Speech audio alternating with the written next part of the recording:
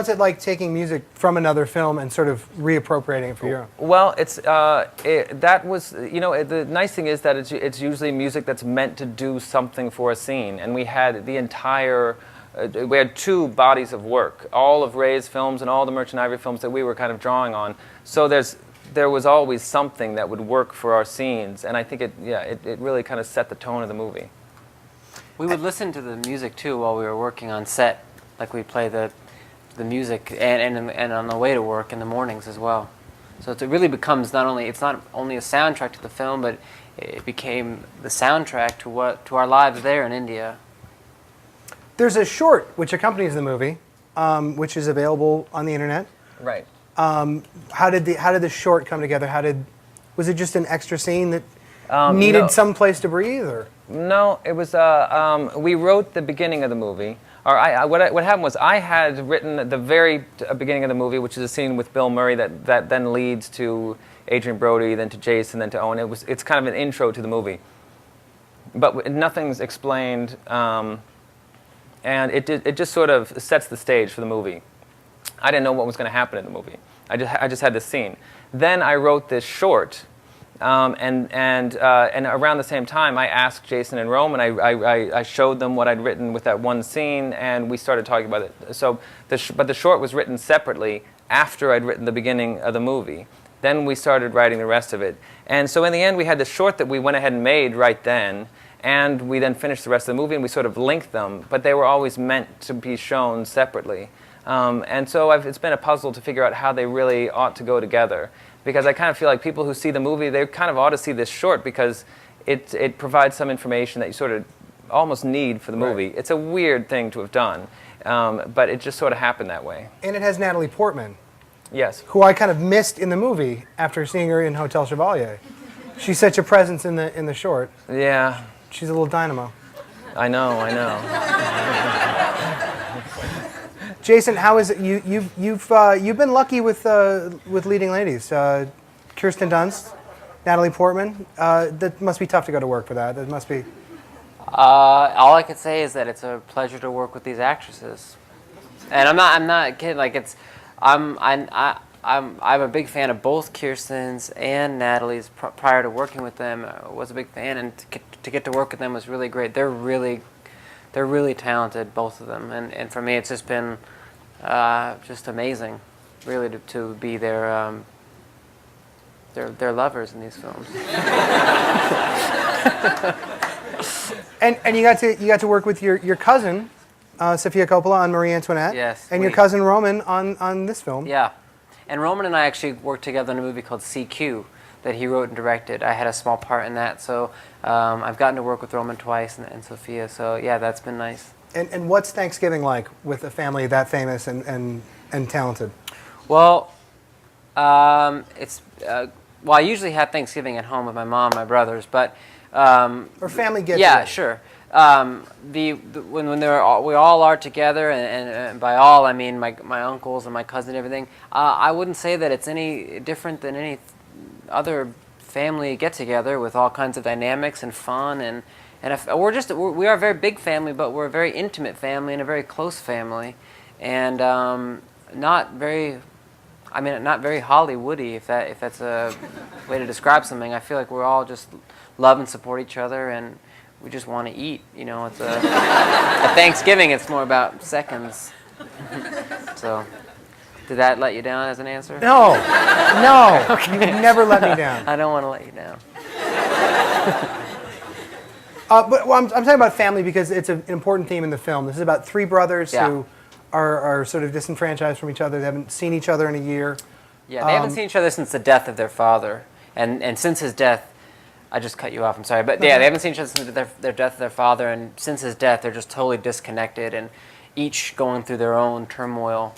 And as Wes said, Owen's character kind of forces them to all reconvene in India for a forced sort of family trip with this pressure to have a spiritual epiphany and to bond with each other. Sorry. No, that's sorry. Wes, your style is very hip. Some people call it postmodern, and yet your stories are almost always about family and traditional family sentimentality. What is there? Do you feel You apply high style to sort of family stories. Yeah, well, I mean, I guess I don't think in terms of like applying a style really. I just sort of just do it the way I like to, and that sort of comes out in a certain way that people might. I mean, like I don't think it's hip, but I think it's just the way I like to do it. But there are things that I definitely end up doing that lead from one film I've done to the next one. I mean, this movie we sort of made some rules for ourselves at the beginning, and one was no parents in the story in any way. But then we ended up writing this thing about these guys' fathers died, and the whole story is kind of derived from their father, and at the end they're trying to find their mother. And so we didn't really... You wanted a part for Angelica Houston.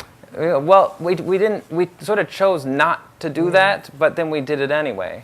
So I think in the end, I don't really feel like I exactly control it. You know, it's sort of, in the end, we did what we wanted to do as writers. And sometimes that can end up, you know, I think if my films sort of can go on a shelf together and they follow a train of thought and they're connected to each other, well, that's okay with me because that's just sort of what I naturally do, I think.